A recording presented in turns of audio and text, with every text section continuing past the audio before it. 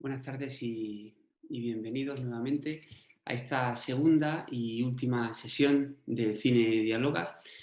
En este caso, el cine dialoga con la fotografía y mi persona, Raúl Morales Osorio. Ya sabéis que ayer estuve con Ángeles Mora dialogando sobre poesía, con esas lecturas de los poemas tan extraordinarios, ¿no?, que realizó, relacionados con algunas películas icónicas.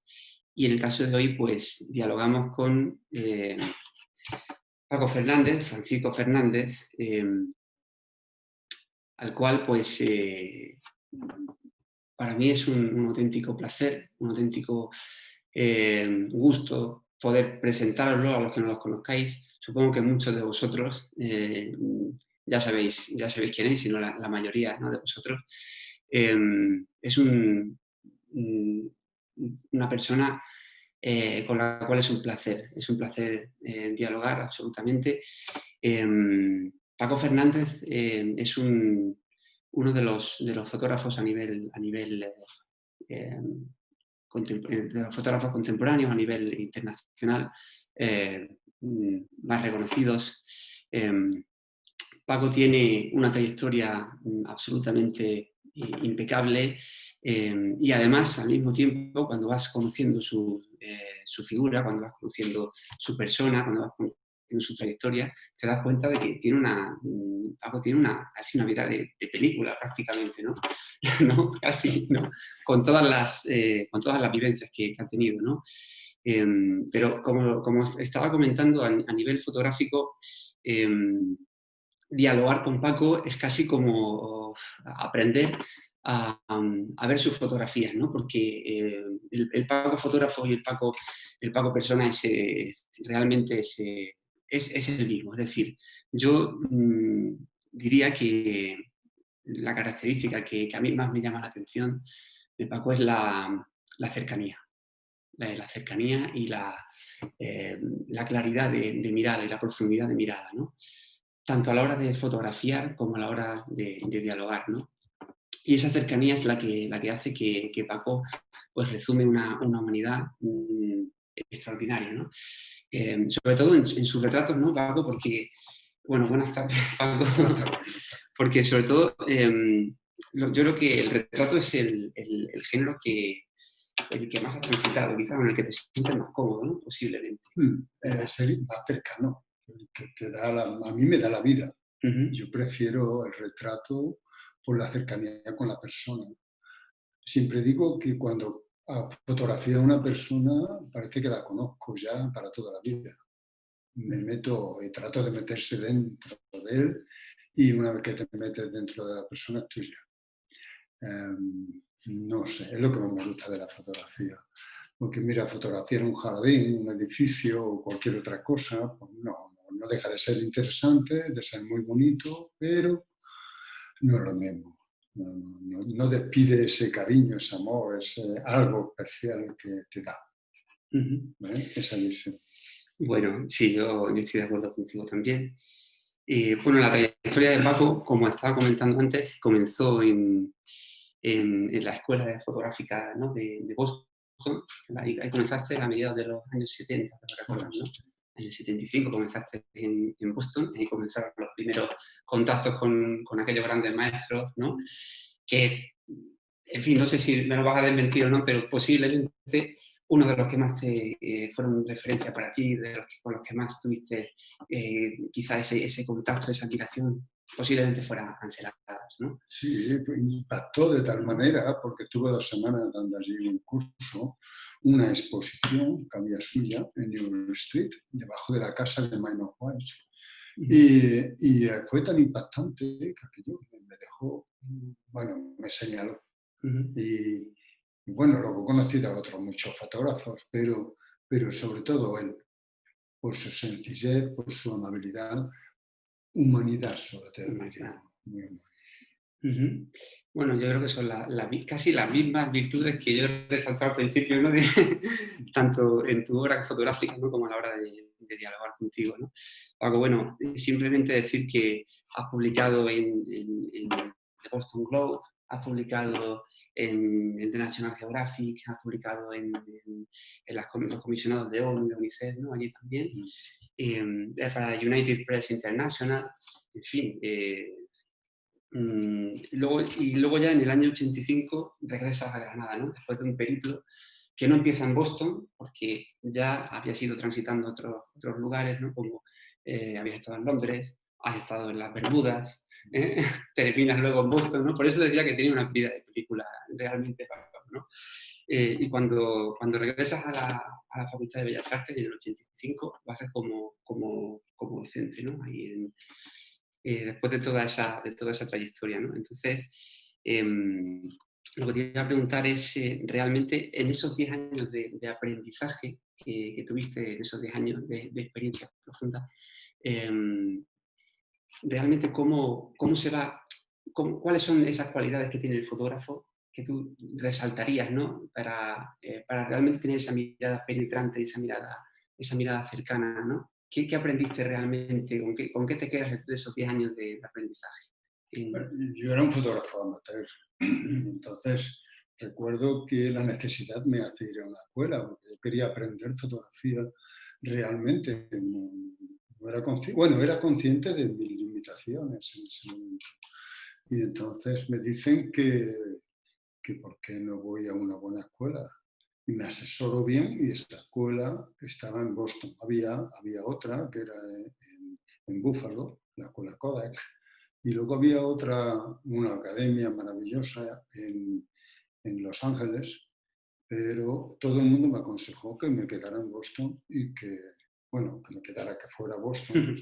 Y fui y solicité la entrada y entré, cosa que me sorprendió muchísimo, pero en fin, tengo que reconocer que fue el mejor regalo de mi vida, Sí. porque ya me hizo, me señaló, me formó. Claro. Y ahí empieza una nueva etapa. Pero claro, tuviste a muchos grandes profesores y bueno, yo también he tenido la suerte de formar parte de ese grupo privilegiado, ¿no? De alumnos de Paco, y nos has hablado siempre, nos has hablado en tus clases, ¿no? Magistrales de aquellas enseñanzas de cada uno de los maestros, ¿no? Aparte de Ansel Adams, ¿hay otro gran maestro fotográfico que te haya dejado huella? Muchísimo. Tenía profesores magníficos. Estos profesores que había en la escuela de Nueva Inglaterra, eran todos grandísimos fotógrafos, con fama. Y había algunos que íbamos a sus estudios a dar las clases. David Rabinovich, que era un profesor que te daba fotografía de estudio, iba todos los días que quería, porque realmente me convertí en su ayudante. Y hacía nada más que cambiarle cámara, carrete, cambiar la luz, ir al laboratorio, ver si habían hecho las copias.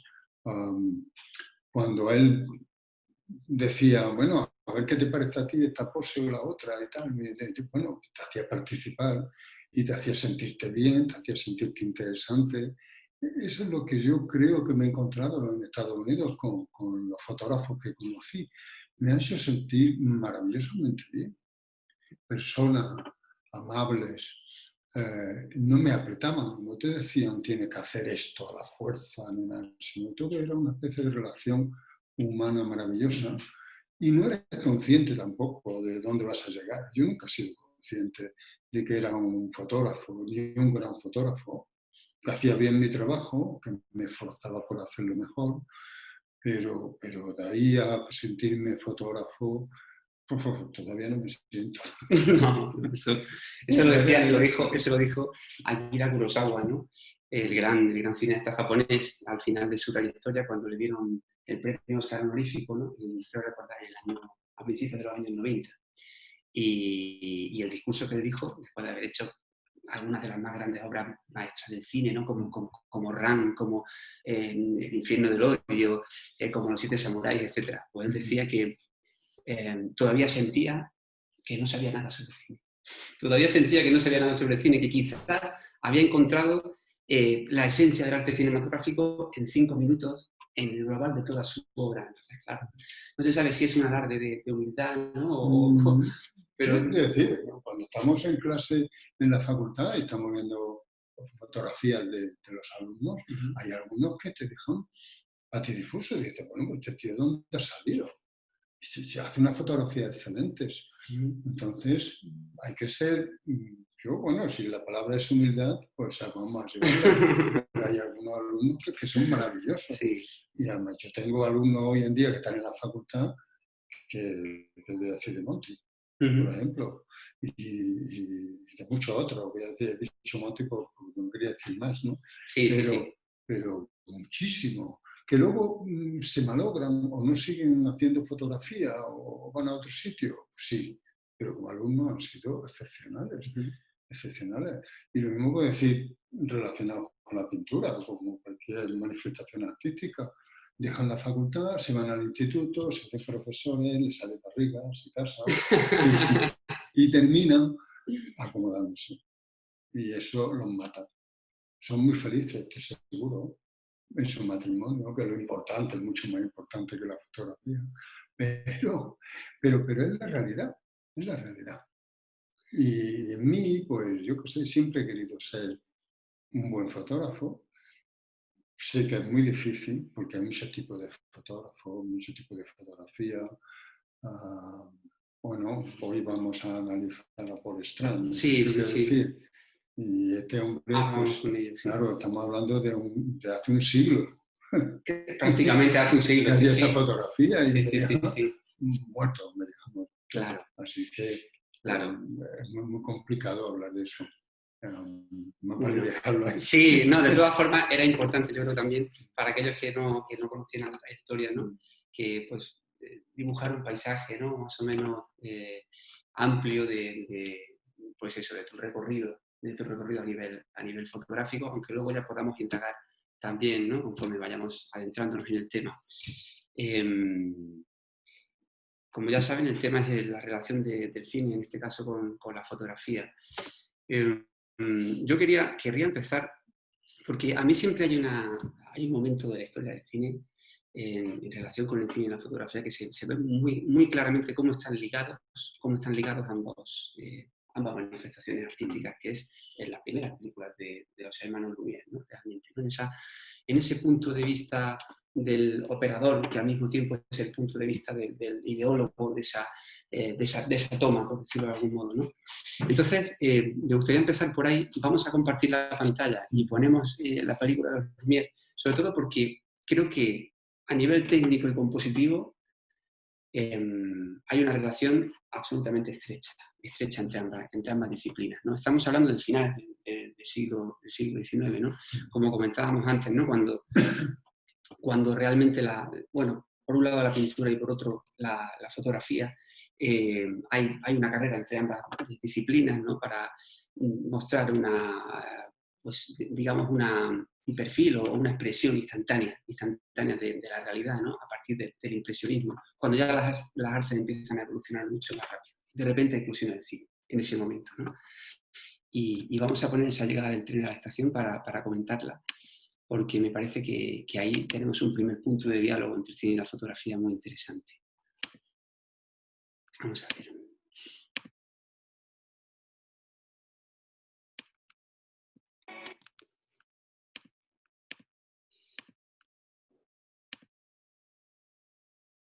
Estamos compartiendo ya.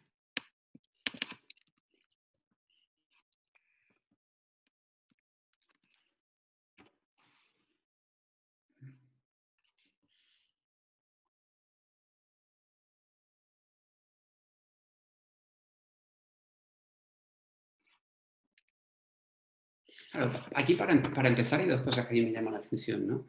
Está claro que hay una elección de un encuadre, una elección de un punto de vista concreto, que creo que al fin y al cabo acaba siendo crucial, ¿no? Como primera película, ¿no? Como primera toma. Y es muy interesante ver la elección del encuadre a nivel de angulación, porque vemos... Bueno, no había otra alternativa. Claro, sí, bueno, de frente no puede ser, claro. De frente evidentemente no puede ser, pero también podría haber sido de forma lateral. Pero claro, te pierdes la profundidad que aquí se ve, ¿no? Yo creo que la profundidad es algo, es un, digamos, un elemento en la composición. También tenemos que ver que la fotografía les lleva un adelanto de casi 70 años, Sí, ¿no? sí, sí. Al cine. Ajá. Y claro, eso es importantísimo también. Se sabía utilizar la cámara, pero claro, eran cámaras estables, no eran cámaras que se podían mover, que esa es otra. Bueno, es que yo Aquí es muy me estoy interesante. acordando de pequeño, cuando me subía en el tren. Era algo parecido, ¿no? Pero hay otra. Yo recuerdo ver la primera película que vi en mi pueblo y me asustaba. Primero porque estaba en Gallinero, que Gallinero era la parte delantera de la pantalla, en un palo enorme, porque era un palo que te encabla las astillas. Y en segundo lugar, cuando vi el cine por primera vez, claro, era un niño, era 5 o 6 años, no tenía más. Aquello para mí era un espectáculo tremendo. Y me puedo imaginar que esta gente, pues claro, cuando hubiera... Realmente lo que sorprendió a ellos, a los espectadores, era que te lo iba a ya, desde luego, ¿no? Pero claro, más allá de esto, yo creo que esta composición permite muchas lecturas, ¿no? Se ha dicho que la profundidad va hacia el fondo del encuadre. Bajo mi punto de vista, tanto en el movimiento, no sé qué te parece a ti, del tren, como en el movimiento de los personajes, más que hacia el fondo, va hacia afuera del encuadre. Sale por este lado del encuadre y los personajes salen también por el otro lado. Con lo cual, lo que tenemos a nivel de formas de composición, yo creo que son composiciones triangulares. Aquí, aquí vemos una, aquí vemos otra. Ahora este personaje nos está tapando en esa composición, ¿no? Pero aquí se ven muy claras las composiciones triangulares, aquí hay una. Y ese es uno de los principios de la composición básica fotográfica también de la época, ¿no? La composición triangular. Eso también lo vemos en la pintura, ¿eh? Sí, sí, claro, por Lo eso. que se compone en la pintura se compone también de la misma manera. Esto lo hacen los grandes pintores de siempre. Menos, bueno, yo creo que a partir del Renacimiento, pero sí, la composición pictórica, la composición fotográfica triángulo, tiene mucho que ver. Claro. Y luego, cuando la fotografía empieza a desarrollarse, lo que hacen los pintores, que le ha costado mucho tiempo reconocerlo, utilizar la fotografía como sketch, como parte del dibujo, pero estaba mal visto y hasta hace unos 30 años o 40 años la gente nos decía, oye, yo es que pongo las diapositivas, las pongo, ¿cómo es? Las proyecto en el lienzo y luego hago mi sketch. Claro, sí, sí, sí, sí. ¿No? Yo tengo un cuadro precioso, precioso, de la Gran Vía de Madrid y de un alumno muy querido que he tenido, y yo no me voy a decir nada porque estoy encima del cuadro, y claro, estando con Antonio López, pues lógicamente él pintó la Gran Vía. Sí, sí, sí, sí. ¿Y qué hizo? Edificio que es triangular. Muy sencillo, él copió con la cámara. ¿Y la cámara qué tiene? Distorsión. Y él pintó la distorsión. Y cuando vio el cuadro le eché la bronca, entre comillas, porque no se dio cuenta. Estaba tan ensimismado en hacer el cuadro que se olvidó de corregir. Eso le ha pasado a muchísimos pintores actualmente, porque utilizo la fotografía mal. Ese es un problema. No corregida técnicamente. Claro. Entonces, las deficiencias técnicas, ¿no? O las aberraciones técnicas te las llevas luego al lienzo. Te las llevas al lienzo, claro, las llevas contigo. Pero en fin, como parte de, por que cada cosa es un ente especial, único, bien utilizado, maravilloso. Si no lo utilizas, pues bien, pues ya sabes lo que te ocurre. Sí. También este trozo de película se ha descubierto hace poco, ¿no? No, la llegada del tren a la estación es uno de... No, pero reciente... No, la llegada del tren a la estación fue realmente la primera proyección pública. Sí, pública. Yo pensé que la habían descubierto. Se han hecho restauraciones. Y ha habido descubrimientos también recientes, pero lo que se ha hecho con las películas de los hermanos Lumière es una restauración integral prácticamente de la mayor parte de su obra que se ha logrado mantener a salvo, ¿no? Que se ha conservado. Y se ha hecho una restauración integral que además forma parte de un documental. Un documental, entonces son casi 2 horas de todos los cortometrajes de los hermanos Lumière. Pero muchas veces se nos olvida, hablamos siempre de los hermanos Lumière como así los primeros cineastas, ¿no? Pero se nos olvida decir también que al mismo tiempo fueron los primeros fotógrafos cineastas, porque está claro que eran fotógrafos anteriormente, conocían la fotografía, que habían hecho fotografía, que habían compuesto, porque realmente esto es un plano fotográfico. Más allá, la fotografía existía por encima de todo, primero porque las películas se hacían sin sonido, sin nada, exclusivamente fotografía en movimiento. Para hacer solamente fotografía en movimiento tiene que ser un buen cineasta.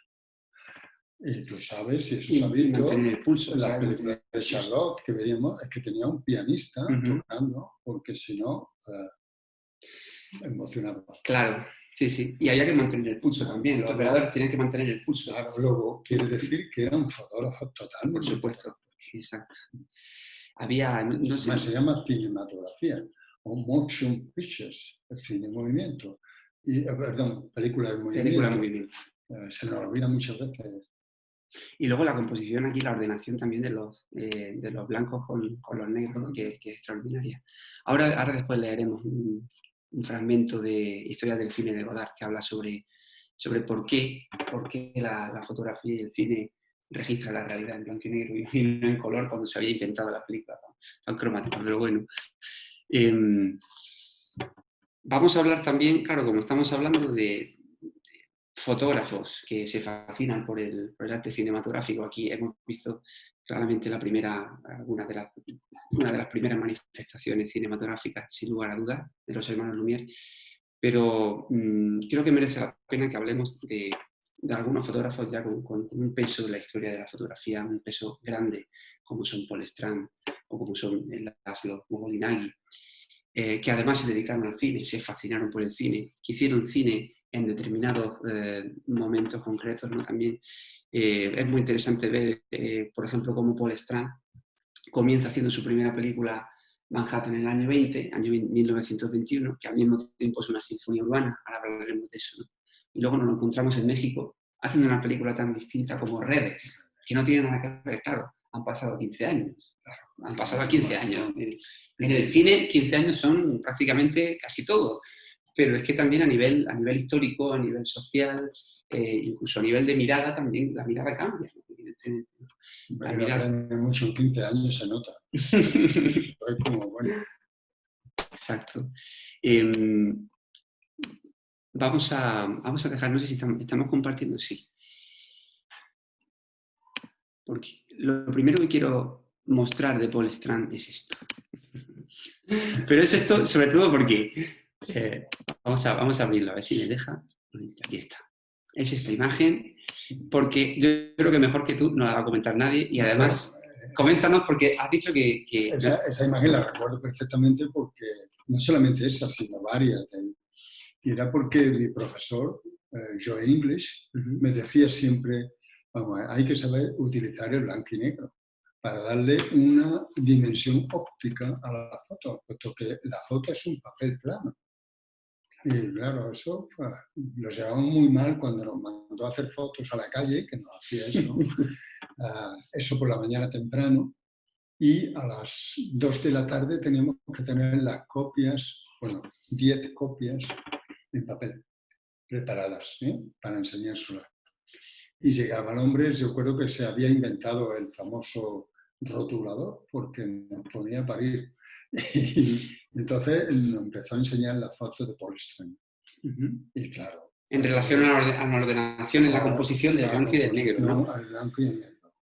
Y él siempre decía, primero el negro, luego el gris y luego el blanco. Y claro, el blanco, al estar atrás, llama poderosamente la atención porque es el primero que ves. El blanco, luego el gris y luego el negro. Pero luego nos enseñaba esto. Claro, porque aquí está rompiendo el blanco en primer término. Claro. Está rompiendo el blanco, ¿no? Pero fíjate lo que hace el gris rompiendo allí en el y la vista te se va al final. Sí. Primero también porque está en el tercio superior. Sí. Y todo eso no tiene mucha más importancia, pero es una fotografía espectacular. Sí. Claro, yo también hubiera dado lo que sea por haberla hecho. Bueno, pero forma parte de la primera etapa de Paul Strand, ¿no? Bueno, ese era un genio desde que nació. Sí. No. Hay personas que se nota que nacen con ese don. Con ese don. Sí, lo que Mozart salió como salió, pues este era... Claro, lo que pasa es que Mozart lo hizo en una época en la que lo normal era, había una tendencia natural a dedicarse a la música, ¿no? Porque la música estaba en el ambiente, estaba en la cultura. Paul Strand parece que nació en la era de la fotografía y del cine al mismo tiempo, ¿no? Y bueno, es que él estudia en una facultad de Bellas Artes, en una escuela de Bellas Artes, y todo ese ambiente se te forma. Y se nota, tú vas aquí a la Facultad de Bellas Artes y notas a la gente. La formación que tiene es espectacular. A mí esta foto es una de las que más me gustan. Famosa esa foto. Esta foto es icónica, ¿verdad? Sí, es icónica, sobre todo por el clavo de la puerta. Sí. Y si miras aquí, lo que pasa es que... Está tapado. Vamos a abrir, no lo abrimos. Esos rayajos como sí. componen. Esto de aquí. Sí, Su mirada viene... Enmarcan, ¿no? Digamos que el cuerpo gira hacia la derecha un poco. Suficiente sí. Para que ese punto negro que hay a la izquierda compense.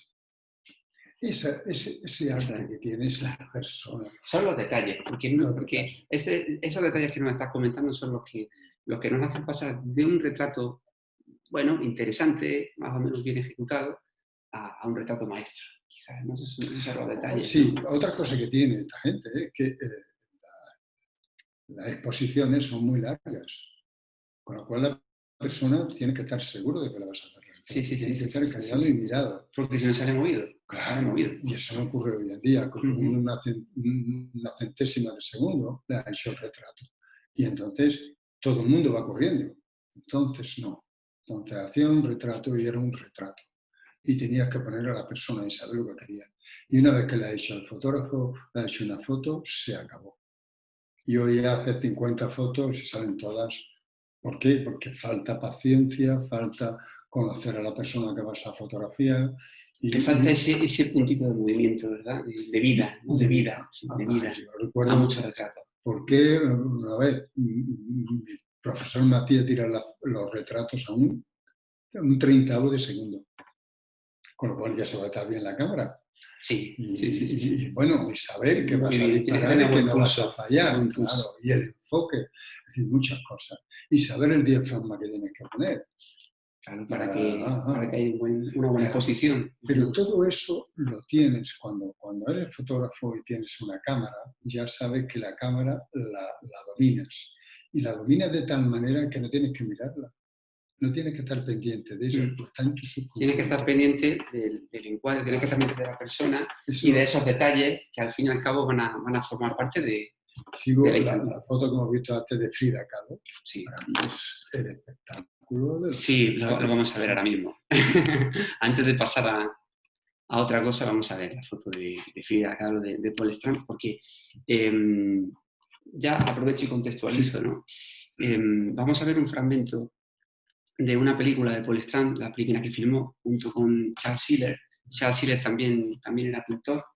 Era un extraordinario pintor que fotógrafo. Yo creo que como fotógrafo no lo era realmente. Dicen que sí, yo no he visto mucha obra suya, pero como pintor es extraordinario. Vamos a pasar a ese tema y después, es que en los años 30 Paul Strand viajó a México y pasó unos 4 o 5 años en México y a partir de esa obra fotográfica que hizo surgió un encargo que le hicieron. Le hicieron el encargo, pero al mismo tiempo él también propuso hacer una película mucho más larga que los 2 rollos que le propusieron en un principio, ¿no? Que los 20 minutitos o 30 minutitos de película, que desembocó en esa obra de arte absoluta que es Redes, se llama Redes, hablaremos de ella, ¿no? En Estados Unidos se llaman waves, son olas. Olas, exacto. Vamos a ver esta fotografía de Paul Strand en Nueva York, porque con esto lo que nos interesa realmente es ver también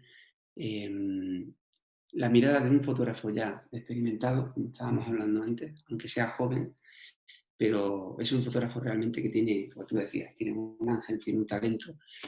Y esta fotografía, más allá de que nos guste, de que guste más o menos, ¿no? A lo mejor la diferencia de dimensión, ¿no? O la poca importancia que le da, sigue siendo muy sugerente, ¿no? Y muy interesante, ¿no? Es curioso técnicamente la luz, y hay un cierto movimiento.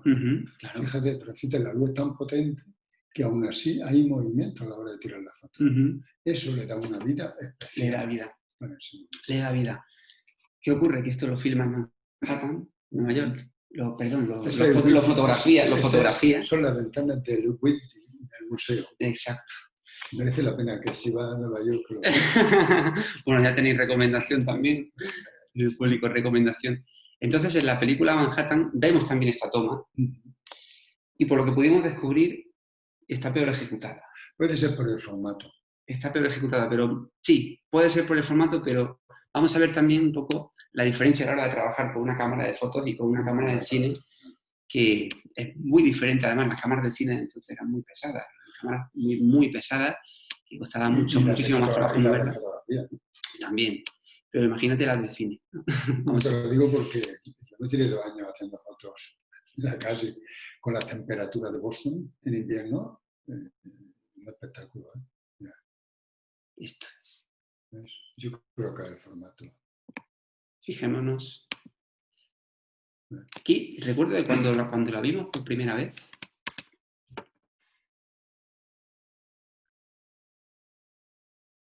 Es muy similar, la verdad que es un poco similar, pero no sé, nos dejó un pozo un poco diferente, ¿no? Porque recuerdo que comentabas que quizás había una pequeña descompensación, ¿no? A la hora de filmar ahí, que quedaba, digamos, en relación a la arquitectura visual, ¿no? El ser humano quedaba demasiado reducido, a lo mejor, ¿no?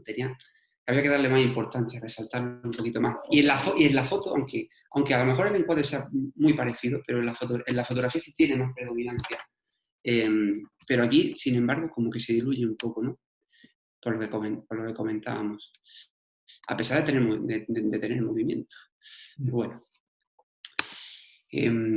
Manhattan es una película muy interesante, pero yo creo que donde realmente se ve el genio de Strand es en redes, sin lugar a dudas, ¿no? En redes son todos sus retratos. Solamente como describe, la manera de describir es impresionante. Y fíjate el final, que parece que va a haber... El final, vamos a hablar un poquito sobre redes, vamos a poner la imagen de Frida Kahlo, que la tengo por aquí. A ver si la encuentro. Ahí está. Decías que la maravilla, este retrato te fascina, ¿verdad? Es fascinante, pues la luz, pero fíjate la pose, la claridad, es decir, esa foto está tirada con una exposición bastante larga. Sí. No se utiliza foco, evidentemente, se utiliza luz natural y fíjate el juego es, hablamos de redes, hablamos de olas que le hace la película, pero eso es una maravilla. Aquí también están, ¿no? Esas olas, ¿verdad? Sí, aquí sí, también están en los pliegues del vestido. Aquí también las tenemos en el juego de la silla, ¿no? Este detalle también es importante. Y una persona que sabe hacer eso, sabe filmar, por supuesto que sabe filmar. Claro, es que precisamente en ese final de Redes yo creo que está resumida muy bien en lo que es el espíritu de la película, ¿no? Vamos a ver ese final. La primera foto de la película, que es la de, ¿cómo es? Miro se llama él, el protagonista. Sí. El primer retrato es espectacular. Es espectacular. Antes de pasar a la película, vamos a ver algunas imágenes fijas que he podido rescatar de la misma. Redes no está dirigida por Paul Strand. Zimmerman. Está codirigida por Fred Zinnemann. Pero claro, Strand al fin y al cabo es el ideólogo de la película y el operador. Aquí claramente tiene su impronta visual, ¿no? Claro, aquí hay un movimiento, una expresividad, un lirismo tremendo, ¿no?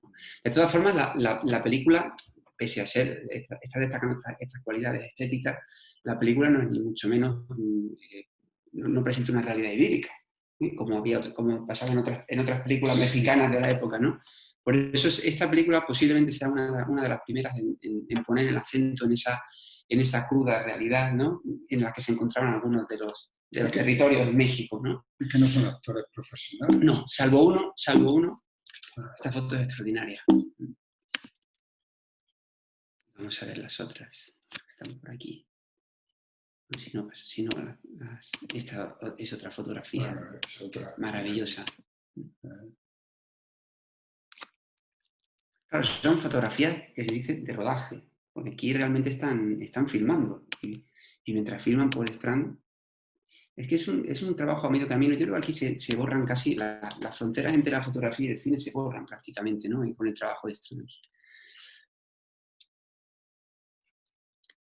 Lo curioso del cine actual es que el fotógrafo o el cinematógrafo pasa casi desapercibido, porque luego viene un señor que te trata la película o te la manipula y se queda la fotografía en nada. La fotografía dura y pura ha Sí, desaparecido. sí, Los efectos especiales son predominantes hoy por en día supuesto. en el cine.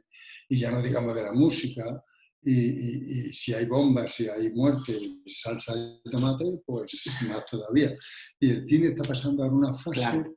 que yo Sí, de personalmente, artificio quizás absoluto. por mi edad, ojo, y porque lo que viene, no me pertenece ya ha pasado. No, Pero yo sigo viendo todavía cine de los años 40 y 50 y lo busco claro, claro. y gozo. Claro, porque ahí en buena parte de ese cine yo creo que está Claro, la esencia de lo que es el arte cinematográfico, de lo que ha sido, ¿no? El aura de las imágenes, ese carácter mágico que siempre se ha buscado a la hora de componer una imagen, ¿no? Que tiene esta película, por ejemplo. yo, Que tiene esta película. yo creo que cada foto se pueden sacar una grandísima exposición de más que esa. Claro. Pero estas son fotogramas de la película. Luego Paul Strand tiene un trabajo también en México anterior, sobrecogedor, ¿no? Sobrecogedor. A mí personalmente ese es uno de los trabajos que él ha desarrollado que más me fascina. Vamos a ver ese final de redes.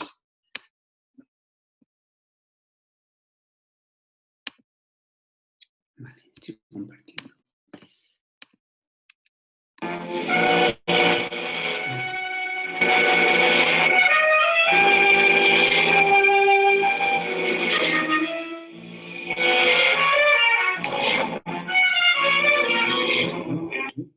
Como levanta.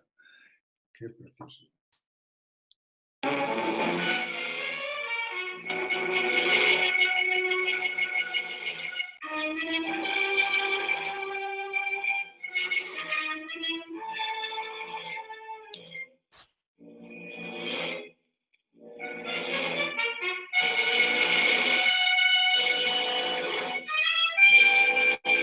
Aquí está realmente dentro, ¿no? Está dentro de la acción, está dentro de la barca. Podríamos decir casi que es uno más, ¿no? Y claro, aquí hay una cercanía, hay una expresividad, hay una fuerza. Además, esta línea aquí en medio, ¿no? Como un movimiento, ¿no? Como le da esa fuerza, ¿no? Al plano.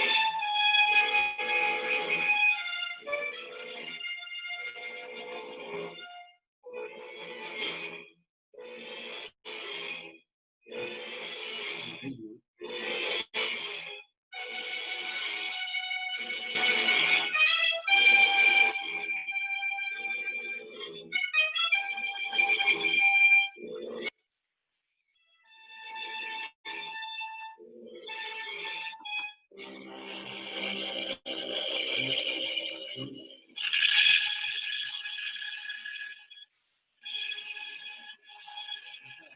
Del carácter fotográfico, nos encontramos en que, gracias al montaje también, al montaje de las asociaciones, también se le va dando un sentido y aparte un ritmo. Tiene un ritmo que va acompasado de la música, porque la música también es fundamental, ¿no? En el desarrollo de esta película. Te voy a hablar un poquito ahora, no de cine, tiene que ver con un libro que medita una editorial inglesa y ese libro me da un poco de apuro emocional, porque las fotos realmente bonitas, interesantes, ellos no las veían, veían otros. Y cuando se presentó el libro, se ha agotado, se ha editado en español y en inglés y no encuentro ninguno. Pero para mí no fue un éxito, para la editorial. Y es por la manipulación de esa persona que consideraba que las fotografías, que para mí eran fotografías buenas, para ella no lo eran. Ahí no está el cine. Y eso pasa en el cine, eso pasa en cualquier sitio. El fotógrafo muchas veces pasa a segundo orden. En el caso de la primera película Manhattan, él hace el trabajo y su amigo, sí, ¿no? Bien, pues ellos hacen el trabajo y lo aceptan y la toman Sí, y sí, sí, se sí. acaba. Hay que estar implicado, hay que estar involucrado. Pero claro, Claro, es que es el escritor de la película. Es uno de los coescritores, ¿no? ahora, cuando Entonces, alguien se hace dueño de tu trabajo, tú ya, cuando eres ¿cómo se llama esto? asalariado, Un ¿no? asalariado, eso me ha pasado a mí en un momento, me tengo que tragar muchos pasteles, ¿eh? Pero tragados. ¿Y qué haces contra eso? Nada, esa es una evolución lógica del trabajo y te cuesta mucho tiempo asimilarlo. Yo ya lo tengo más que asimilado, pero he pasado momentos muy malos. Me imagino al fotógrafo que está con una cámara trabajando con una cantidad de actores, con gente que están andando para un lado para otro y que luego las tomas buenas que él considera que son geniales Se no pierden, se funcionan. acaban O perdiendo. porque el actor no ha hecho su trabajo, O porque el realizador tiene otra idea, o porque el diferente, que ha ¿no? puesto a iluminar no ha iluminado bien. Sí. Sí, eso. Yo recuerdo, por ejemplo, y era un genio absoluto, pero recuerdo una anécdota muy interesante, ¿no? En México, precisamente, porque, bueno, no olvidemos, quería decir también que México fue el hogar también de muchos cineastas y de muchos artistas de vanguardia que vieron sustituida, digamos, el epicentro en París, lo vieron sustituido por México, ¿no? Y acabaron allí a principios de los años 30. Acabó siendo el paraíso surrealista a principios de los años 30, ¿no? Y allí pues estuvo Einstein antes que Paul Strand, estuvo Einstein filmando Debido a México, después apareció Buñuel, ¿no? Y además ambos pasaron previamente por Estados Unidos, también sin éxito, por cierto. Lo que quería decir era que hay una anécdota del rodaje de Nazarín, de una de las películas de Buñuel en México, una película extraordinaria. El operador era Gabriel Figueroa y le hizo un encuadre irreprochable, con el paisaje de fondo, el volcán famoso mexicano, ¿no? Popocatépetl, al fondo. Se quedó así mirando Luis Buñuel, ¿no? Por el objetivo y dijo, extraordinario. Esto es, vamos, no te puedo poner ninguna pega, esto es un plano maravilloso. Y cogió, le dio la vuelta 180 grados a la cámara, a lo que hubiera hecho. Y dijo, venga, ahora podemos filmar. Ahora sí que podemos filmar, ¿no? Entonces, claro, y era Buñuel, ¿no? Y era Buñuel, porque claro, él quería a lo mejor no esa realidad de postal, en este caso no quería esa realidad de postal, sino una realidad más ajustada, ¿no? A esa mirada un poquito más profunda de la situación, de la sociedad, que es lo que hace también en Los Olvidados, ¿no? Y qué es lo que hace aquí Paul Strand, ¿eh? ¿Qué es lo que hace Paul Strand? Bueno, pero yo supongo que por eso el director lleva a su cámara y lo elige, lógicamente, un buen equipo, una buena conexión, es fantástico. Pero eso en cualquier trabajo. Y en el cine el ego es muy fuerte. Es que estamos hablando de artistas y cada uno es un artista. Es un mundo, cada mirada es un mundo, ¿no? Bueno, la verdad es que siguió con el rodaje, siguió sin demasiados pormenores, ¿no? Pero no creo que le sentara muy bien a Gabriel Figueroa, ¿no? Después de ese encuadre, que Buñuel le diera la vuelta a la cámara, ¿no? Con ese sarcasmo, también ironía, no sé, ¿no? puede ser amistad, porque tiene que haberla, si no, no Desde se luego, no sé si pero te duelen, hay cosas que te duelen, te callas, porque lógicamente te callas. Bueno, te callas, sí, yo me he callado muchas veces. Me he tenido que tragar trabajando meses para llevar un trabajo y que te lo ningunen, vamos, que ni lo miren. Eso que te pega una patada. Me pasó a mí con un edificio en Boston que se llama Prudential Center. Es un edificio de cristal, el primero que se hace en Estados Unidos, directamente de cristal. Y me hacen, bueno, uno de los directores de la compañía me pide que le haga un trabajo.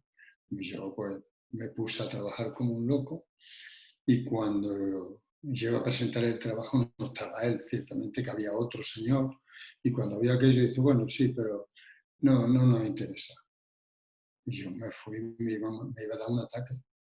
Y cuando llego a la editorial del periódico me vieron, ¿qué te pasa? Y, no me pasa nada. Le enseñé el trabajo y dice, oh, qué casualidad que nosotros vamos a hacer un número especial para el domingo sobre déjanos las fotos. Y yo digo, pues haced lo que queráis con ellas. Así, yo siempre he sido muy dejado Ujú. con mi trabajo. Y le dejé todo, negativos, fotos y todo. Y recuerdo que sale el domingo la portada, y la portada es una de las fotos. Inmediatamente, pues claro, ellos llaman al periódico, la compañía, pidiendo que están interesados en las fotos. Pero ya Y la entonces le habían dieron rechazado. mi nombre, claro. Las habían rechazado previamente, ¿no? La que habían rechazado claramente, pero sí que duele mucho, que hay que tener yo qué sé, un estómago especial.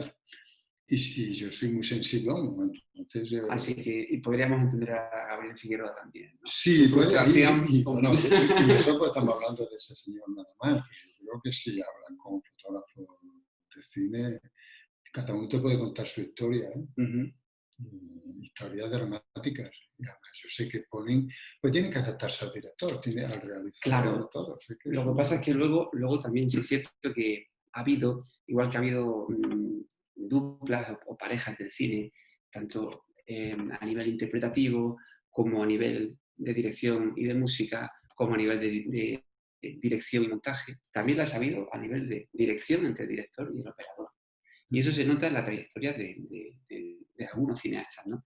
Por ejemplo, la dupla que hacían Bergman, Ingmar Bergman, y Sven Nykvist, por ejemplo, pues es que se aprecia en la textura. Tú ves una película de Bergman sin conocer antes, sin conocerla previamente, y puedes intuir que es de él, pero a través de la mirada también del operador, ¿no? de su fotógrafo. Entonces, claro, por otra parte hablábamos de frustración, pero también nos encontramos con que cuando hay una simbiosis importante, yo creo que puedes rastrear las huellas de un realizador a través de la mirada también del fotógrafo. Ahora maestras nos salen mercando buenos equipos, Claro, muy buenos y equipos. buenos equipos, Y bueno, hablas de Bergman. por Bergman es ejemplo. que hacía teatro. Era un Pues, cine, bueno, sí, un yo diría, cine, está muy influido, claro, de hecho era dramaturgo también. sí, claro, que hacía teatro. ¿Eh? Yo cuando veo sus tomas, y Sí, son sí, sí, tomas sí, muy, muy de estudio, son tomas de estudio. tomas de Eh, estudio con una expresividad, bueno, Claro, es que, maravillosa. y con una técnica exquisita, Claro, una sí, sí. técnica de las mejores de toda la historia del cine, ¿no? A Y nivel eso. técnico, Bergman y expresivo, Bergman era... He visto mucho cine, bueno, en mi época es que para ver cine tenías que ir a los cines de arte y ensayo. Ujú, Y claro, eso también me ha enseñado mucho, ¿eh? ujú. Ojo, que muchísimo, muchísimo. Ah, capto muchas cosas de mucha gente, ¿eh? Hasta de la pintura. Así que hoy en día estamos influidos por todas las capas sociales. Mira, a mí influye mucho desde que estoy aquí Antonio Carvajal, el poeta. Poeta. Me influye, vamos, y lo que ha escrito sobre fotografía, Antonio, es extraordinario. Es de las pocas personas que han escrito sobre fotografía y la han entendido perfectamente. Bueno, pues eso me alimenta, ¿qué voy a Claro. decir? Y pintores, bueno, pues la verdad que sí. Claro, en realidad estamos ahora en el contexto de que el cine dialoga, pero en realidad lo que están dialogando son, porque todo está interconectado. Sí. Todas las artes acaban dialogando Pero entre sí. el rey es el cine. No, por supuesto, El porque es rey el que, es el el que cine, aglutina al fin y al claro. cabo del siglo XX. Y se ha alimentado de los grandes, grandes, de los mejores. Y Hollywood, Claro. que para mí Hollywood no es que haya sido, ha sido el rey del espectáculo.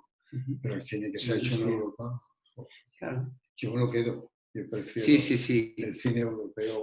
Sí, esa mirada, ¿no? Sí. Esa escuela que había en Alemania, ¿no? Con el expresionismo, Orson, todo el estudio de la UFA, por ejemplo, claro, ¿no? Orson Welles. Sí, Orson Bien, Welles viene a España y hace...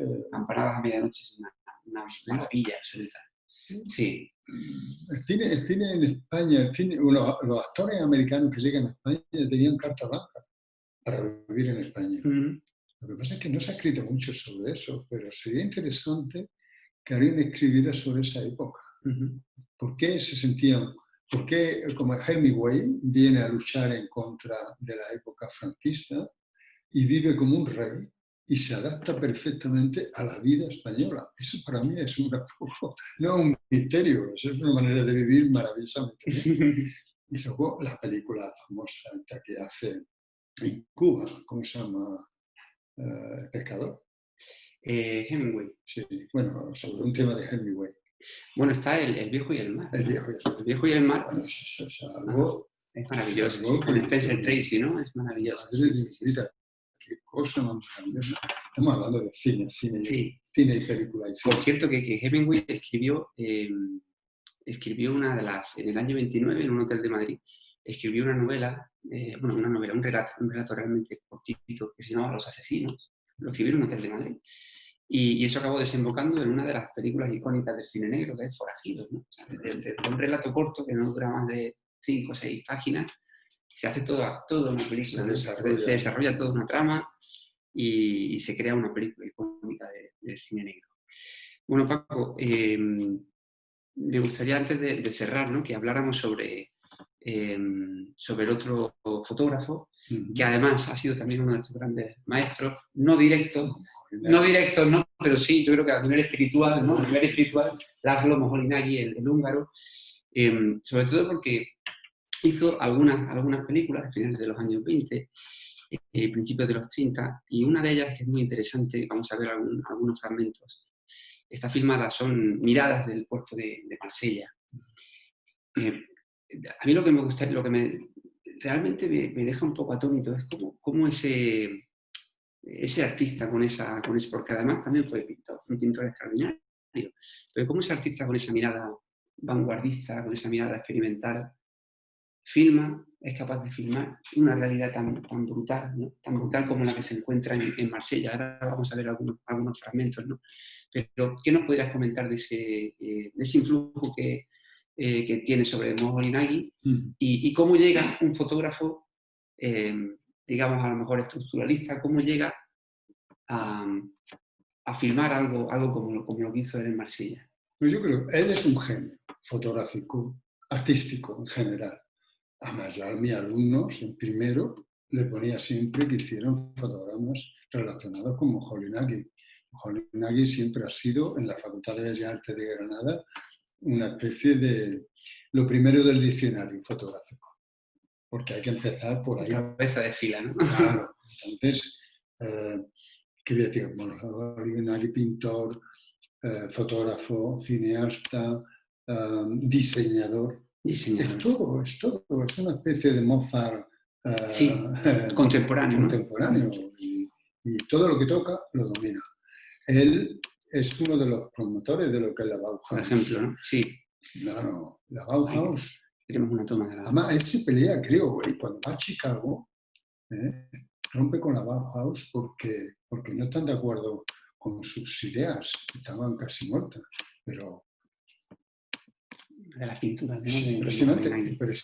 Mira la relación que hay entre la fotografía y la pintura. Sí. Y luego una cosa que sabe muy bien es insertar las cosas. Ese dominio que tiene tan enorme de la composición, como un Paul Cézanne. Sí, exacto. Que no hay otra. Claro, este hombre coge una cámara de cine y hace lo que quiere con ella. Claro, porque tiene una mirada clara. Claro. Claro, lo que pasa es que de estas pinturas que hemos visto y de algunas de sus fotografías, ¿no? más vanguardistas, llegamos a esto, ¿no? Que lo filma en Marsella, como decía, en el año 1929. Y luego el uso que hace también de la técnica del montaje, ¿no? Porque hace como un montaje intermitente que es muy interesante. Aquí se ve sobre todo al principio, ¿no? Me gustaría compartir también con los espectadores un detalle muy interesante. El montaje intermitente es este. Cuando has hecho una toma, la insertas en la película. No. ¿No? Esta toma luego se repetirá después, pero no es que se repita, es que forma parte de la misma toma, pero la interrumpes entre medias por otra imagen como esta.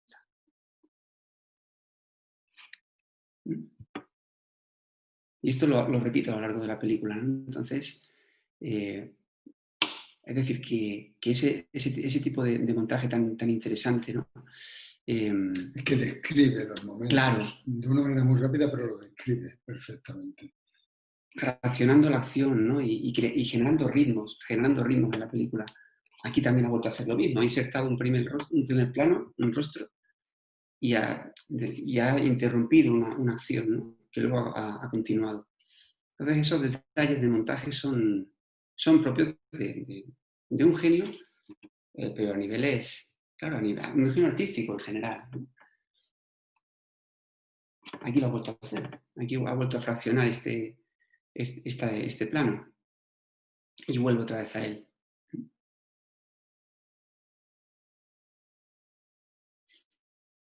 Y regresa al mismo rostro, ¿no? Imagínate, es poner la cámara, llama la atención poderosamente de la gente porque está filmando y posiblemente no sepan ni que estén filmando porque la cámara no tenía antes el sentido, ¿no? Que tienen ahora, y la gente estaba mirando, esperando a ver qué pasaba. El que se daba cuenta actuaba y el que no seguía. Sigue pasando. Pero todo es registro, al fin y al cabo, ¿no? de la misma realidad. No sé, decía el documentalista Chris Marker que no sabía en qué escuela de cine se había dicho, ¿no? Esa máxima de que un personaje no debe de mirar a la cámara. Eso. Bueno, depende. Claro, depende de si vas a romper, a lo mejor, ¿no? El sentido, ¿no? de un drama, ¿no? Pero claro, en este caso, cuando estás filmando a pie de calle, para mí es una huella, para mí es una huella, ¿no? que acabas registrando. Todos los cuerpos son iguales. Claro, firma, pero fíjate que utiliza este plano para iniciar un nuevo segmento, ¿no? Que es ya la parte más pobre, ¿no? de Marsella.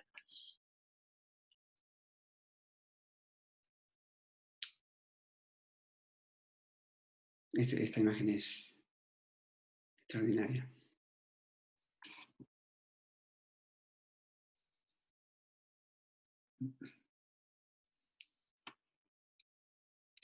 Luego, pues, en la parte final hemos visto cómo esa arquitectura visual se aprecia claramente, ¿no?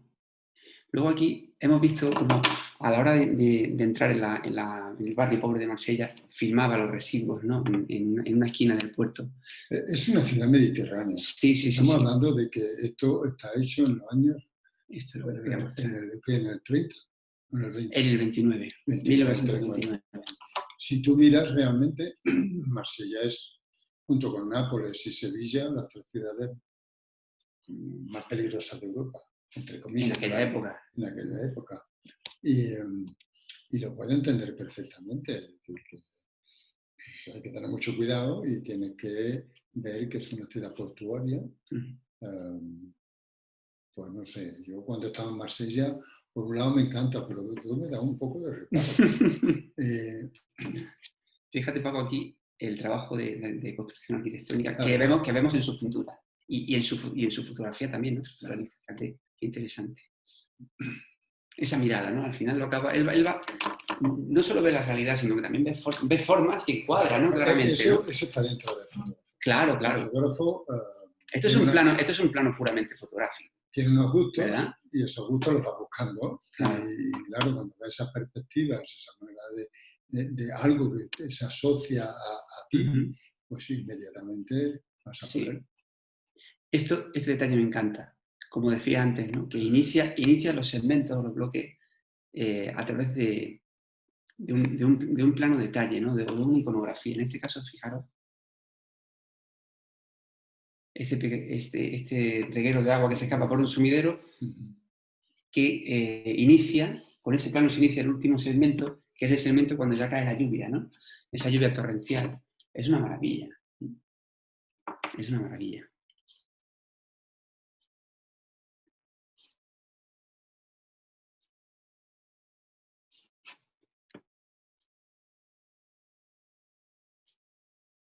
Cómo va intercalando primeros planos, con planos más generales, con planos interiores, planos exteriores. Tiene una gran fuerza y expresividad, ¿no? Le falta una buena banda sonora a esta película. Le falta una buena banda sonora.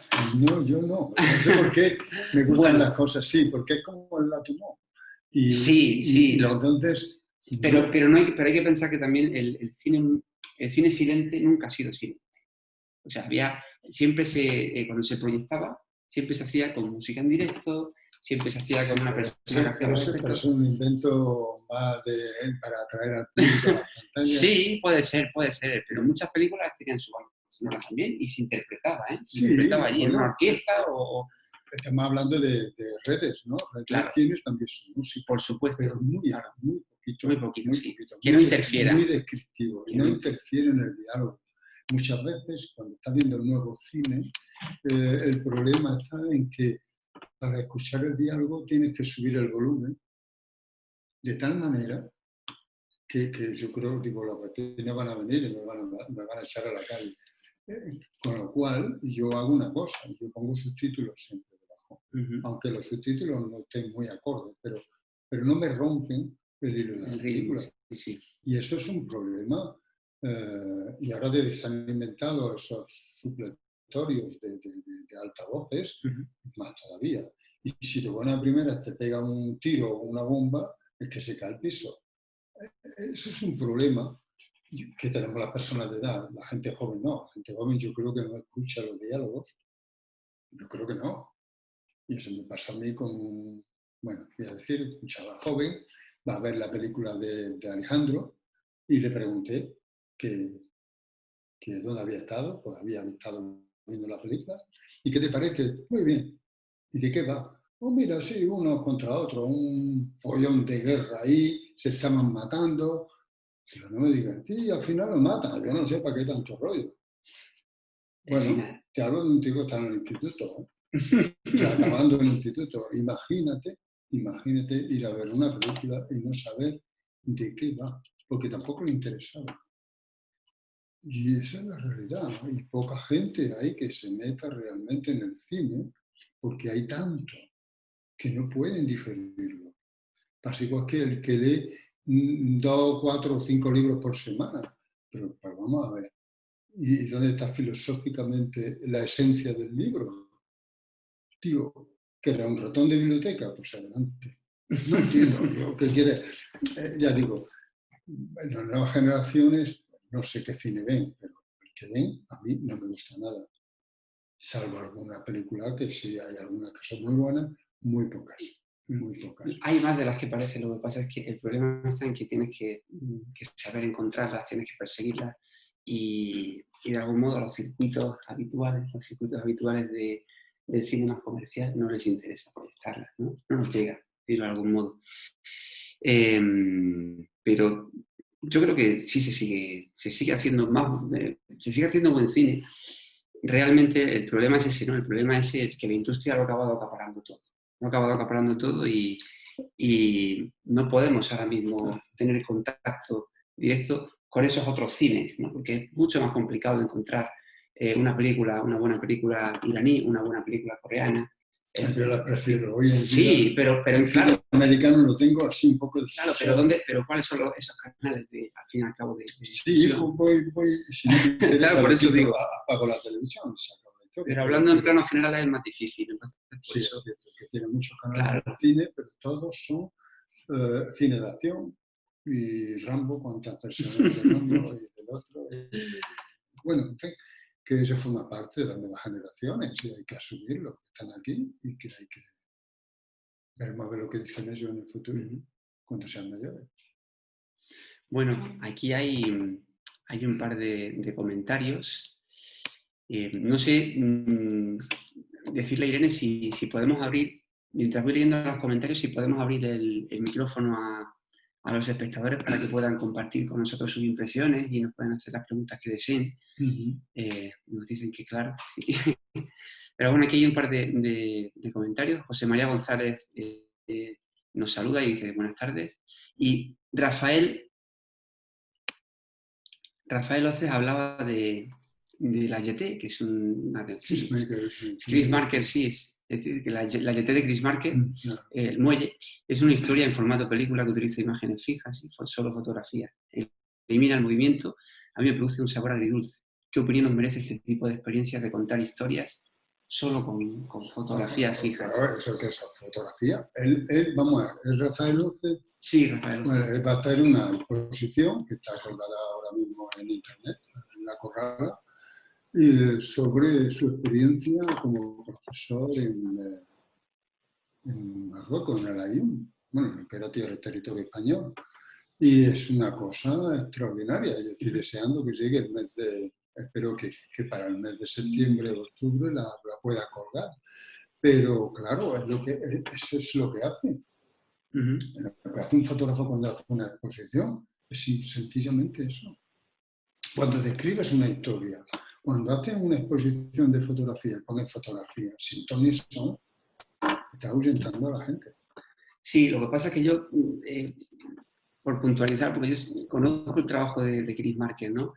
Y conozco bien la YT. En este caso concreto de la YT, a mí, yo puedo entender el sabor agridulce de Rafael, pero también hay que decir que lo que hace Chris Marker también es un trabajo también muy profundo de reconstrucción del movimiento, y en este sentido creo que la imagen, cada imagen fotográfica, la unión de ambas y el ritmo que tienen, creo que expresan perfectamente una historia que también puede haber sido contada con imágenes en movimiento, ¿no?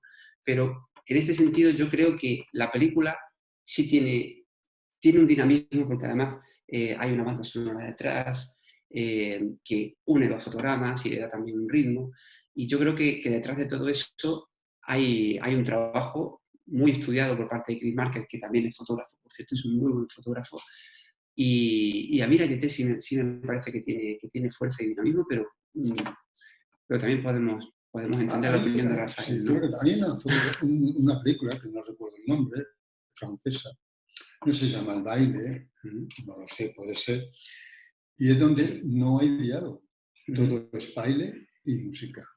Y la expresividad es tan maravillosa. Claro, Y eso se puede hacer. se puede hacer. Claro. Así que de alguna manera. Sé que yo creo que cada fotografía o fotograma de la película de la YT esconde en sí mismo 10 o 12 fotogramas diferentes, ¿no? O sea, yo creo que ya tienen son tan buenas y tan expresivas que creo que ya tienen contenido en movimiento prácticamente dentro, ¿no? Y además no olvidemos que se mantienen, o sea, los fotogramas se mantienen, el plano se mantiene. Hay muchas veces que los cineastas filman planos fijos, no es lo mismo porque hay un movimiento interno, ¿no? Pero muchas veces hay mucha más expresividad en un fotograma fijo, Claro, que en un plano que no nos dice absolutamente nada, por mucho movimiento que tenga. Hablábamos el otro día de la película Muchísimo esta más. de Sergio Leone, ¿cómo se llama? Por un puñado de dólares. La muerte tenía un precio. La muerte tenía La un muerte tenía precio. un precio. Bueno, la Son cámara muchas veces está tan estática que se ven como los actores actúan en ese encuadre tan maravilloso. Maravilloso. Bueno, pues esa película está un poco ahí pasada de la mano de Dios. Yo la he visto hace poco y me quedé Es una película que utiliza el lenguaje del cine casi que como si lo reinventara nuevamente, prácticamente. Es un glosario es una clase de cine magistral, del lenguaje del cine. Pues eso de montaje, de ritmo, de interpretación, de expresividad, ¿no? De todo, ¿no? De movimiento, porque tiene un movimiento impresionante. Vamos a ver, por ejemplo, aquí hay alguien que dice gracias por esta charla. Os quería preguntar qué opináis del papel de la fotografía en el cine actual. Bueno, la fotografía en el cine actual sigue siendo la misma. Es una buena fotografía, pero está en manos luego de un señor que va a mezclar todas sus imágenes y que la va a utilizar dependiendo del interés que tenga ese regidor. Así que el fotógrafo se ha convertido, en vez de antes que era el señor o uno de los señores de la película, a ser un trabajador más. Creo eso, sencillamente lo que pienso. Bueno, y aquí hay otro comentario de José María González, que dice lo siguiente: sin dejar de ser cierto que hay una enorme producción de cine de diseño, creo que también es cierto que el cine contemporáneo, si tiene algo en su versatilidad y riqueza, no es la producción comercial más descarada, pero sí en la obra de muchos cineastas que hacen un trabajo muy novedoso. Ayer visionaba secuencias de Deseando Amar, es una película de Wong Kar-wai, del coreano Wong Kar-wai, El cielo protector, Trucci, Y me maravillaba el trabajo fotográfico realizado. Quiero decir, de 24 frames de aquí está muy bueno. Sí, a nivel de cineastas, los tres son visualmente son maestros, ¿no? Es un porcentaje muy pequeño, muy pequeño. Y el cine se ha convertido en un acto, yo qué sé, a mí es que no me interesa. Cuando veo un cine de acción o un cine de terror o veo todo ese tipo de películas, Claro. que primero las quito, no me interesa para nada. Yo no voy al cine a disfrutar matando gente, lo siento. Y en todo caso, si es de terror, que sea por lo menos de terror elíptico, ¿no? Bueno, que se haga con un cierto gusto, ¿no? Pero lo intento. No gozo con el sufrimiento. Y hay gente que lo hace, pues yo no. Yo quiero ver cosas bonitas, alegres, que me llenen el alma, que me vaya a dormir y siga soñando con la película. Como deseando amar. Claro, pero yo no entiendo a la gente que va al cine a ver asesinatos por YouTube, aunque luego sea con leche con cashew encima. Realmente estas tres películas que ha citado José María son tres películas, son películas así, bueno, no tienen nada que ver, ¿no? con todo esto que estamos comentando. Hay una impronta autoral detrás muy fuerte, ¿no? Y un cuidado visual. Pero como la gente de mi edad, es que hemos visto muchos cines de arte y ensayo. Hemos visto a los grandes maestros de una época. Y eso es un referente para nosotros. Y lo demás, pues sí, está bien. Yo no voy a decir, no voy a quitarle a nadie el gusto de que vaya al cine, ni de que vea un cine determinado. Pero lo que es la fotografía y el cine, eso es otra cosa. Si la observamos, si la gozamos, si la queremos vivir, si queremos sentirla, lo mismo que una buena banda sonora. Memoria de África, por ejemplo. Bueno, ahí tenemos un paisaje, una historia maravillosa, muy bien contada, muy bien relatada, buenos actores, es decir, todo bonito. Pues mira, yo me quedo con eso. Y lo siento, pero he tardado muchísimo tiempo en ver la famosa película esta de Vietnam, ¿cómo se llama? De Vietnam, que pegan tantos tiros y aviones y leche. Pero hay muchas. Sí, pero la famosa. La famosa puede ser, hay muchas, puede ser Platón, Apocalipsis. La Apocalipsis. He tardado mucho tiempo en verla. Y cuando empecé a verla, llegó un momento en que yo estaba angustiado, ya no podía soportarlo más. Es que eso no es fotografía. Yo lo siento. Bueno, habrá devotos de Francis Ford Coppola que dirán lo contrario, ¿no? Sí, por supuesto. Vamos a ver, lo que estoy diciendo no avisa, ¿eh? Solamente no, por supuesto, claro, no. Y mi opinión es que tú tienes un helicóptero y pasa 20 veces hasta que has tomado la toma adecuada. Y luego le has puesto 4 botes de gasolina y abajo. Lo que pasa es que también hay que entender el contexto en el que se hace la película, porque cuando ya hay una sobresaturación de películas del género que reflejan una misma realidad, llega un momento en el cual ya no es necesario, ¿no? O por lo menos es necesario verla desde otro punto de vista. En el caso de Apocalipsis Now es una película que refleja la realidad brutal de ese contexto concreto, casi que por primera vez, podríamos decir, ¿no? Entonces, yo he vivido otra vez. Sí, no, claro, por supuesto. Yo lo digo por hacer algo al guión. Yo entiendo que el cine es un espectáculo. Es un espectáculo. Y no te va a llevar a la realidad, porque 2 horas después te vayas a salir del cine y lo que vas a tomar mientras un helado, y es muy fácil ver cine, describiéndote algo así, comiéndote un helado o sabiendo que claro que es muy fácil. Reservada. Claro que es muy fácil. Estamos hablando de cosas que son muy importantes. Claro que sí. Vamos a ver. Por mucho que te presenten la realidad brutal, estás sentado en una butaca. Tú ves Good Morning Vietnam. Y yo me pegué un lote de reír y lo he pasado bomba. Por eso decía que era otro punto de vista. Y estoy sabiendo que hay una guerra en Vietnam y que hay un problema. Ahora, eso de pegar tiros y matar gente y rematar y más matar y otro pase. Y luego, al cabo del tiempo, vuelven a rehacer la película, a reformarla y a meterle más minutos para terminar de matar los que quedaban vivos. Pero ¿cómo son las películas de hoy día? Muchas de ellas. ¿Cómo son los videojuegos? Ahí donde voy. exacto. ¿Dónde vamos con el cine y la fotografía? Pues cada vez es más violento, tiene cada vez más violento y Y si no me estamos permite, saliendo del lado y, artístico y estamos haciendo un y gran cada vez. negocio. Claro. El lado artístico es otra cosa, creo. Y el cine fue una apuesta maravillosa de la fotografía, porque es la evolución fotográfica.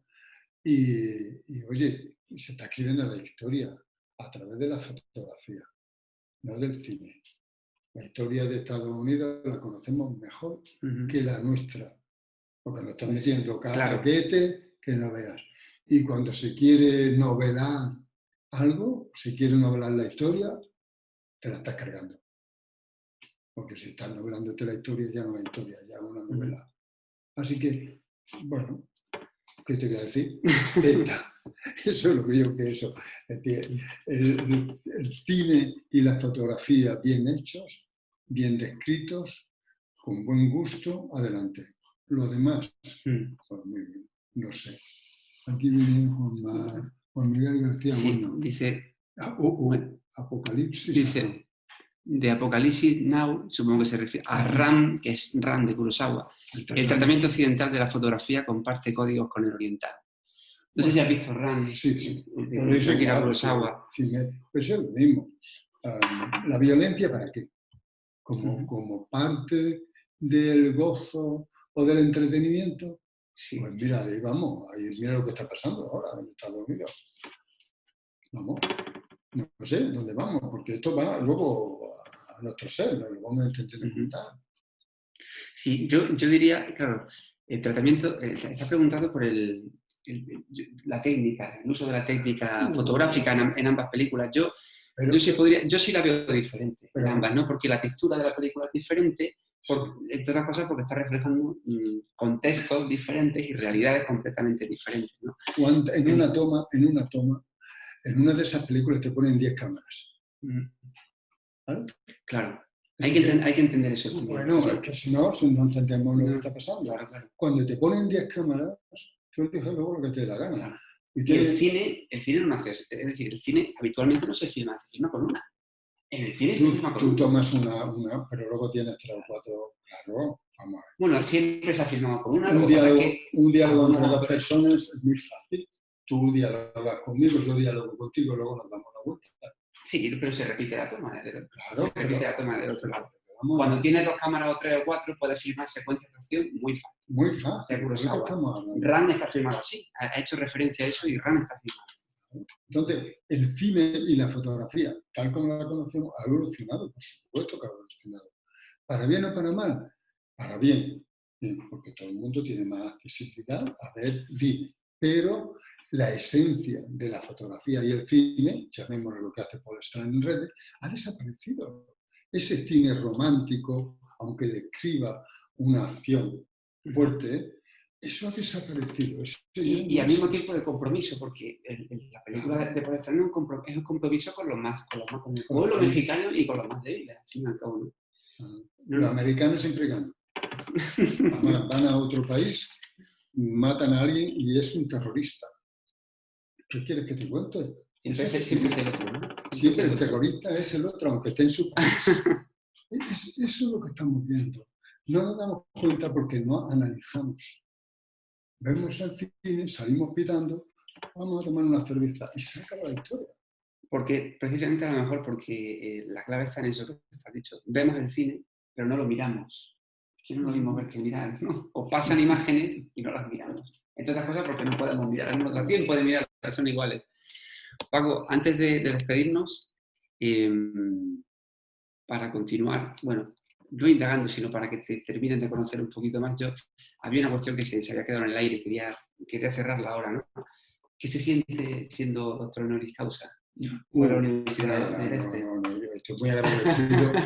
Esa fue una gran sorpresa para mí, yo creo que no sé si contar la historia. Sí, claro que sí, por eso la he sacado. No, pero bueno, la historia es que cuando me mandan una carta, yo pensaba que alguien se estaba riendo de mí aquí en la facultad, y entonces mandé a Antonio Carvajal la carta, y él, claro, él no habla inglés, pero lo poco que habla... ¿En qué año fue eso? Disculpa. Pues yo creo, 99 o 2000, no sé, por ahí, Fue la Universidad de Leicester. de Montfort, en Leicester. En Leicester. Y resulta que el secretario que tenía el rector era inglés y ya fui a él y él me dijo que tal, y quedé totalmente de piedra, no sabía cómo actuar. Todavía me dan nervios pensarlo, pero que fue para Era un mí. reconocimiento muy bonito. Sí, jamás me pensé, bueno, yo nunca he pensado nada. Claro. Yo siempre he pensado que soy un fotógrafo y punto. Y quiero seguir pensándolo. Pero hay gente que no piensa igual, ¿no? Que piensa que eres más que un fotógrafo, ¿no? Es que no me acuerdo nunca, hasta que no, yo soy Paco Fernández y no quiero ser nada más, que me halaga mucho, tengo que reconocer que me halagó, que lo quise, bueno, compartir con mis compañeros de facultad, porque yo no sería nada sin ellos, esa es la realidad, que la Universidad de Granada me ha hecho muy feliz durante todo este año, muy feliz, más de lo que yo me podía imaginar, y que sigo siendo muy feliz y que he tenido los alumnos más maravillosos que se puedan tener. Y no más que eso, sé que la vida continúa. Y estoy deseando que salga el catálogo último que hicimos en la Corrala, que estará ya a punto de salir, y tener proyectos para el futuro que tengo y seguir para adelante. Y ya está. Y equivocarme de vez en cuando, que me equivoco. Que no piense la gente que yo estoy hablando. Bueno, es que si no, de las equivocaciones muchas veces las necesitamos para poder avanzar, ¿no? Sí. Para poder avanzar. Y nada más, seguir y dar las gracias a todo el mundo que tengo alrededor. Tenemos muchos proyectos que debido ahora al coronavirus no sabemos si vamos a acabar. Como estamos haciendo una exposición para la antigüedad militar de Jerez y es una pena que esté ahí. Y otra exposición que podemos tener de la Alhambra, pues tenemos el trabajo hecho. Y vamos a ver. Es que todo eso está ahí en el aire y me da un poco de apuro pensar que todo ahora se desequilibre y se quede relegado. Pero bueno, vamos a ver qué pasa. No vamos a adelantarnos. Bueno, yo como amante de la fotografía diré que me da una impresión muy fuerte y muy intensa ver tus retratos, ver tus fotos, tienes muchísimas, ya lo sabes, ¿no? Pero también como amigo tuyo, no sé si me provoca más placer eso o dialogar contigo. No lo sé, realmente yo creo que están ahí al unísono.